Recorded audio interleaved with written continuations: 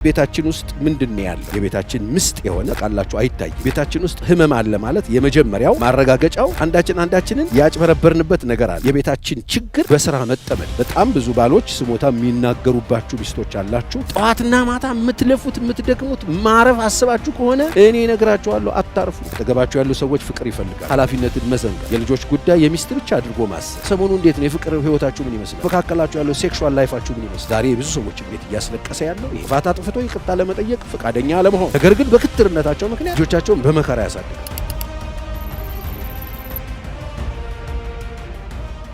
የመጣውት ሐሳብ ምንድነው? አራቱ የትዳር ምስጦች ወይም ደግሞ የትዳር ተውሳክ የሆኑት ነገሮች ትዳርን የተጣቡ፣ ትዳር ላይ ተጣብቀው ትዳርን ኮምፎርት የሚያሳጡ፣ ትዳርን የሚረብሹ፣ የሚያውኩ። እንግዲህ ቤታችሁ ውስጥ እንደዚህ አይነት ተውሳክ ካለ ሰዎች በተፈጥሮ የሚጣባቸው የበሽታ አይነቶች አሉ። በምግብ ምክንያት፣ በሚጠጣ ነገር ምክንያት ሰዎች ተቀምጠው ህመም የሚፈጥሩ፣ ኮምፎርት የሚነሱ፣ ሰላም የሚነሱ የበሽታ አይነቶች ናቸው። እነሱ ትክክለኛውን መድኃኒት ከወሰድን ያሽሩናል። በትዳር ውስጥም እንደዚሁ ገብተው የሚረብሹትን ነገሮች አብረን በእግዚአብሔር ሐሳብ፣ በእግዚአብሔር ፈቃድ፣ እግዚአብሔር ቃል እየነቀስን እያወጣን ችግሮቹን አቮይድ ለማድረግ ምናልባት እነዚህ በሽታዎች፣ እነዚህ አይነት ሲምፕተሞች ቤታችሁ ውስጥ ያሉ ሰዎች ቤታችሁ መታመሙን ማወቅ ትችላላችሁ። ህመሞች ካሉ እነዚህ ሲምፕተሞችን ስናይ መፍትሄ መፈለግ ስለሚያስፈልግ መፍትሄ የሚሰጠን ደግሞ መድኃኒታችን ኢየሱስ ክርስቶስ አለ። ለቤታችን አይደለም፣ ለኑሯችን አይደለም፣ ለግል ህይወታችን አይደለም፣ በየቀኑ ለምንንቀሳቀስ ለሚገጥሙን ችግሮች አይደለም፣ ለሞታችን መድኃኒት ያዘጋጀልን እግዚአብሔር አለ። መጽሐፍ ቅዱሳችን ጠብ ካለበት፣ ጮማ ከሚቆረጥበት፣ እርድ ካለበት ቤት እሱ ቤት ውስጥ እየታወኩ እየተጣሉ እየተረበሹ እየታወኩ ህመምተኛ ሆኑ፣ ደስታ አጥቶ ረፍት አጥቶ በየጊዜው የተመቸ ነገር ለብሶ የተመቸ መኝታ ላይ ተኝቶ የተመቸ ምግብ እየበሉ ግን ጠብ ያለበት፣ ረብሻ ያለበት፣ ደስታ ሰላም የሌለበት፣ መንፈስ የሚታወክበት ቤት፣ ረብሻ ያለበት ቤት ውስጥ ከመኖር ቁራሽ እንጀራ እየበሉ ጸጥ ያለ ጎጆ ውስጥ መኖር እንደሚሻል መጽሐፍ ቅዱስ ይናገራል። ስለዚህ ዛሬ ቤታችን ውስጥ ምንድነው ያለው? ጥል ነው ያለው? ብዙ ነገር ኖሮ ምን ጎደለ? አሁን ምንድነው እንደዚህ የሚያረግሽ ሚሉ ሰዎች አሉ። ምን አተህ ነው አሁን ሁሉ ነገር ሙሉ ነው ቤታችን ምንድነው የጎደለው ሚሉ ሰዎች አሉ። ጸጥታ ከጎደለ፣ ሰላም ከጎደለ ዋና ነገር ጎድሏል። ወገኖቼ ሰላማችንን የሚያሳጣን ነገር በሙሉ ሁሉም ነገር ባይኖርን ነው የሚሻል። ጸጥታችንን፣ ረፍታችንን፣ ደስታችንን የሚያጠፋብን ነገር እሱ በጣም ትልቅ ነገር አጥፍቶብናል ማለት። እዚህ ነው መጽሐፍ ቅዱስ በሌላ ቦታ ላይ መክብብ ላይ ከመልካም ሽቱ መልካም ስም ይሻላል። ዛሬ የእያንዳንዳችንን ቤት ብንፈትሸው ቤታችን ውስጥ ያለው ቁራሽ ሰላም ነው ወይንስ በጣም ጮማና ረብሻ? ከዚህኛውና ከዚህኛው መጽሐፍ ቅዱስ ቁራሽ እንጀራ በልቶ ግደሳሳ ጎጆ ውስጥ ወይም ደግሞ ትንሿ ህይወት ውስጥ መኖር እንደሚሻል የእግዚአብሔር ቃል ይናገራል። ስለዚህ ዛሬ ላነሳው የፈለኩት ነገር ይሄ ጠብ ውስጥ ያላችሁ በረብሻ ቤታችሁ ምን ውስጥ እንዳለ አላችሁ። ሰላም ውስጥ ነው ያለው ረብሻው? ዛሬ ሁሉም ነገር ጮማ ኖሮን ሰላም እንድንሆን እኮ እግዚአብሔር ይፈልጋል። በጣም ቆንጆ ነው የተሻለ እርድ ያለበት ቤት እኮ በሰላም መኖር ይቻላል። በሰላም መኖር ደግሞ እንድንችል የሚያደርገን ነገር በየጊዜው ቼክ እያደረግን ቤታችንን የሚያውክ የቤታችን ምስጥ የሆነ ቃላችሁ አይታይም። ምስጥ ቋሚ እንጨቶች ውስጥ ለውስጥ ገብቶ የእንጨቱ እንቡጥ በልቶት መጨረሻ ላይ ሲወድቅ ነው የሚታይ አለ ቤቱ። ግን ምስጥ ካለ እነሱ ምስጦችን ቼክ እናደርጋለን፣ የቤታችንን ምስጦች። ስለዚህ ቤታችን ውስጥ ተውሳክ አለ ማለት ረብሻ ወይም ደግሞ ቤታችን ውስጥ ህመም አለ ማለት የመጀመሪያው ማረጋገጫው ቤታችን ውስጥ ባሎች በሚስቶች፣ ሚስቶች በባሎች ግራ መጋባት አለ ማለት የተለወጡ ሐሳቦች ተፈጥረው ከጀመርነው ዲል ካረግንበት ሐሳብ ውጪ የሆኑ ነገሮች ተከስተው ግራ መጋባት አለ። እንደዚህ ነው እንደተነጋገርነው፣ እንደዚህ እኮ አልነበረም ዲላችን፣ እንደዚህ እኮ አልነበረም ውላችን። ግራ መጋባት መካከላችሁ ካለ አንድ ነገር አለ ማለት የሆነ ተውሳክ አለ። ሚስት በባሏ፣ ባል በሚስቱ ግራ እየገባቸው እስቲ ቸካር የሆነ የተፋፈርንበት ወይም ደግሞ አንዳችንን ያጭበረበርንበት ነገር አለ። መጭበርበር በመካከላችን ሲፈጠር ግራ መጋባት። ምንድነው ግራ መጋባትን የሚያመጣው ሲባል መርህ አልባ። ለምሳሌ ትዳር ሲመሰረት በመርህ ላይ ነው የሚመሰረት። አሁን ብዙ ሰዎች በፍቅር ላይ ብለው ያስባሉ። ነው በፍቅር ላይ አይደለም የሚመሰረት፣ መርህ ላይ ነው፣ አላማ ላይ ነው እንነጋገረው። አላማ ላይ ተስማምተን ስንገባ የሚያስኬዱትን የማይለወጡትን መርሆች ጠብቀን መሄድ ያስፈልጋል። ያኔ ሰላም የምንሆንበት እድል አለ። ነገር ግን ከገባን በኋላ መርሆቹን መጣስ ስንጀምር፣ ከገባን በኋላ መርህ አልባ መሆን ስንጀምር አብረውን ከኛ ጋር ለመኖር ፈቃደኛ ሆኖ የገባው ሰው ግራ መጋባት ውስጥ ይወድቃል። እንደዚህ ነው እንዴ ተባባ። ምን ማለት መሰላችሁ? ሜዳ ውስጥ ኳስ ለመጫወት ገብታችሁ እግር ኳስ ለምሳሌ ለመጫወት የገቡ ኳስ ተጫዋቾች ዳኛ ያላቸው ፎሪ ያለ የእጅ አለ ምናምን አለ የሊጎሪ ያለ ሜዳ ውስጥ የገቡት በእግር ኳስ ለመጫወት የገቡት ሰዎች ተነጋግረው ገብተው አንደኛው ክለብ በእጄም በእግሬም ነው መጫወተው ሲል እንደማለት ወዲያ በኩል ያለው ኳስ እንጫወት ብሎ ገብቶ ከገቡ በኋላ እጅ ኳስም ሲያረግበት በዛ በኩል ያለው ተጫዋች ግራ መጋባቱ አይቀርም። ይሄ ነገር ምንድነው? የተነጋገርነው ኳስ ልንጫወት አይደል? እዚህ ውስጥ የገባ ቮሊቦሊ ነው እንዴ ልንጫወት ልንጫወት የገባነው ኳስ ልንጫወት ገብተን ወዴት ነው እየሄደ ያለው ብሎ ሌላኛው አካል ግራ መጋባት ውስጥ መግባቱ አይቀር። ልንጠብቀው ከተዋዋልንበት መርህ ውጪ አንደኛው ወገን መኖር ሲጀምር ከዛ ውጪ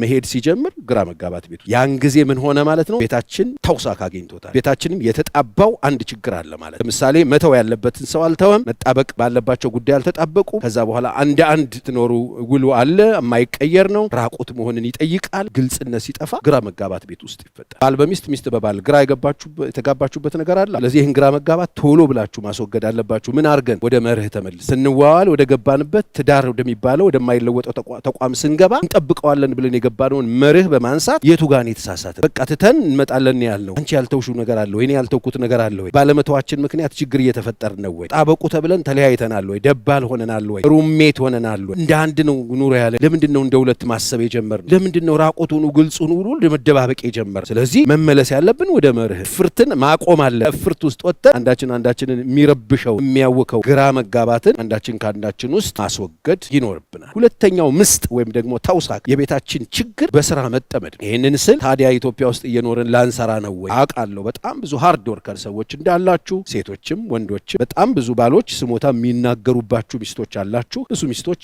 ስሞታ የሚነገርባችሁ ሰዎች አላችሁ። ምክንያታችሁ ደግሞ ምንድን ነው ሲባል በኃይለኛ ስራ መጠመድ፣ የትዳራችን ተውሳክ። ትዳርን ውራ ማድረግ። ስራ መስራት መጥፎ ነው አላልኩም። ስራ እንሰራለን። እግዚአብሔር በሰጠን ጸጋ፣ በሰጠን ጉልበት፣ በሰጠን አቅም ሁሉ ስራ እንሰራለን። ስለዚህ ብዙ ጊዜ ግን በስራ መጠመድ ለቤተሰቦቻችን ጊዜ እንዳንሰጥ፣ በጣም ቢዚ መሆን፣ አጠገባችን ላሉ የትዳር አጋሮቻችን አቴንሽን መንሳት፣ ባለማስተዋል እዛ ነገር ላይ እንጠመድና ቤታችን ግራ ይጋባ። ሰውዬ ከስራው በላይ እኔን አይፈልገኝ፣ እሷ ስራ ነው የምትለው፣ ለእኔ ምንም ቦታ የላትም የሚል አሁንም ችግር ይፈጥራል። አንዳችን ግራ እንድንጋባ እንድንጨነቅ ያደርገናል። ከጠዋት እስከ ማታ የምትበሩ ትራቭል የምታደርጉ የምትሄዱ የምትወጡ የምትገቡ ምንድን ነው ልታመጡልን የፈለጋችሁት? ምን ልትሰሩ ነው? አሁን ምን ልታመጡ ነው? መሬት ምን ሰማይን ዝቅ ምድርን ከፍ አታረጉ። ስራ መስራታችሁ በጣም ጥሩ ነው፣ ግን ስራ ስትሰሩ በማስተዋል ስሩ።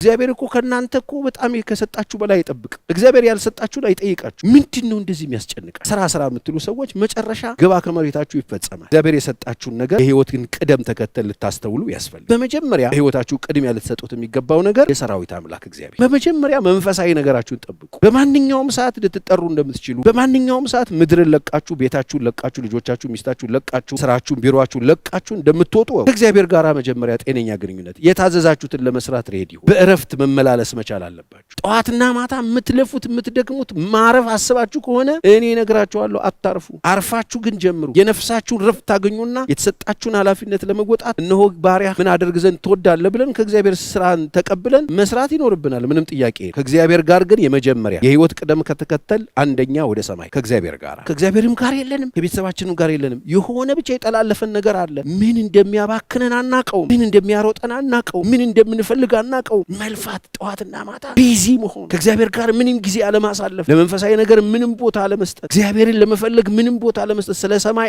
አለማሰብ። አጠገባችሁ ያሉ ሰዎች ፍቅር ይፈልጋሉ። አጠገባችሁ ያሉ ሰዎች ጊዜ ይፈልጋሉ። አጠገባችሁ ያሉ ሰዎች የእናንተን ፕሬዘንስ ይፈልጋሉ። አጠገባችሁ ያሉ ሰዎች በእናንተ መነካት ይፈልጋሉ፣ መታቀፍ ይፈልጋሉ፣ ታይም ይፈልጋሉ፣ አብሮ መሆን ይፈልጋሉ። ለቤተሰባችሁ ለልጆቻችሁ ጊዜ ልትሰጡ ያስፈልጋል። እስቲ ቼክ አድርጉ። በጣም ብዙ ሰዎች ድንገት ሲያዙ፣ ድንገት ሲወድቁ፣ ቤት ሲቀሩ መጀመሪያ የሚመጣው ስራቸው ነው፣ ቢዝነሳቸው ነው፣ ገንዘባቸው ነው፣ ካምፓኒያቸው ነው፣ ድርጅታቸው ነው፣ ምናቸው ነው እነሱ ጋር ይመጣላችሁ። የለም ወዲያው ተተክቶ ስራው ይቀጥላል። መጀመሪያ የምትወድቁት ከቤተሰብ ጋር ነው። ከዛ እግዚአብሔር ጋር ፊት መቆማችሁ አይቀር። እያንዳንዳችን ቤታችንን ቼክ ልናደርግ ያስፈልጋል። ሶስተኛው ዴንታቢስ ግድ የለሽ መሆን፣ የቤት ተውሳክ፣ ቤታችን ምስጥ ማይታይ፣ ባልም ሚስትም ኃላፊነትን መዘንጋ፣ የልጆች ጉዳይ የሚስት ብቻ አድርጎ ማሰብ። ብዙ ኃላፊነት ቦታ ላይ የተቀመጣችሁ የልጆች ጉዳይ የእናት ብቻ ይመስላችሁ። ግድ የለሾች፣ የልጆቻችሁ ጉዳይ ምንም አይመስላችሁ። የቤተሰቡ ጉዳይ ምንም አይመስላችሁ። የውጪ ጉዳይ ምንም አይመስላችሁ። የቤተሰብ ጉዳይ ምንም አይመስላችሁ። አንዱ ላይ ነገሩን ሁሉ ኃላፊነቱን ጥላችሁ እናንተ ከኃላፊነት ውጪ ሆናችሁ የምትኖሩ ሰው፣ ይሄ አንዱ የቤት ምስጥ፣ ቤትን የሚበላ ቤትን የሚወጠቡት የቤት መረበሽ፣ ትዳር አጋሮቻችንን የሚያውቅ ተውሳክ ነው። እንደ ኮሶ ውስጣችን እንደገባ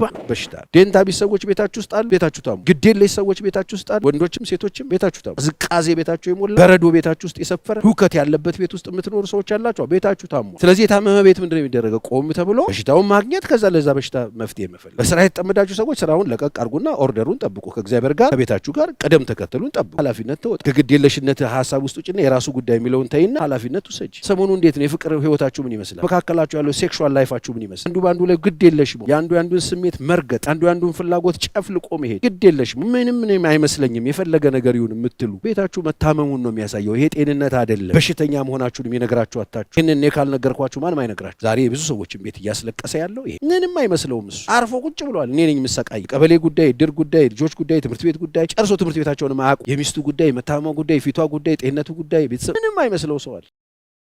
ታማችኋል። ቤታችሁ ምስጥ እየበላው ሲወድቅ አደገኛ ወዳደቅ እንደሚወድቅ ወቁ። አራተኛውና የመጨረሻው ግትርነት ነው። ጥፋት አጥፍቶ ይቅርታ ለመጠየቅ ፍቃደኛ አለመሆን፣ ግትር መሆን፣ ለመመለስ ፍቃደኛ አለመሆን። አሁን እንኳን እያወራው ጥፋተኛ መሆንን እያወቅ ለመመለስ ፍቃደኛ አለመሆን፣ ከዛ ስህተት ለመውጣት ፍቃደኛ አለመሆን፣ አለመፈለግ፣ አለመመለስ፣ ካጠፉ በኋላ ይቅርታ አለመጠየቅ፣ አለማወቅን ካወቁ በኋላ ለማወቅ አለመነሳት፣ ግትር መሆን እኔ ኢጎ በሽታ ሰዎች። ይሄ ምስጥ የቤት ምስጥ ተውሳክ ቤት መታመሙን የሚያሳየው አንዱ ይሄ። ተጋጩ በኋላ ግትር ሲኦል ማለት እመኑኝ፣ ተቆጡ፣ በቁጣችሁ ላይ ፀሐይ ያገኛል። ለዲያብሎስም ፈንታ አትስጡት፣ ፈንታ ያገኛል ማለት ነው። ግትር ሰዎች ያሉበት ቦታ ፈንታ ያገኛል። ለትዳር በጣም ጠር የሚሆነው ግትርነት። ዛሬ ተጣልተው እንኳን ተለያይተው ሰፓሬት አድርገው ቤታቸው እኮ በጣም ቀላል ነው። አንዳቸውን ይቅርታ ጠይቀው አንዳቸውን ተረድተው ይመለሱ ይችላሉ። ነገር ግን በግትርነታቸው ምክንያት ልጆቻቸውን በመከራ ያሳድጋል። ምንድነው ችግሩ ሲባል ግትር። ይቅርታ ብትጠይቁ አትሞቱ። ሰው ይሳሳታል፣ ሰው ያጠፋል። ቤታችሁ ረፍት ያጣችሁ ሰው፣ ተነጋግራችሁ መግባባት ያቃታችሁ ሰዎች፣ ሰላማችሁ የጠፋ ሰዎች፣ ብዙ ነገር ኖሯችሁ ባዶ የሆናችሁ ሰዎች በር ላይ ቆሞ እያንኳኳላችሁ የልጅነቴ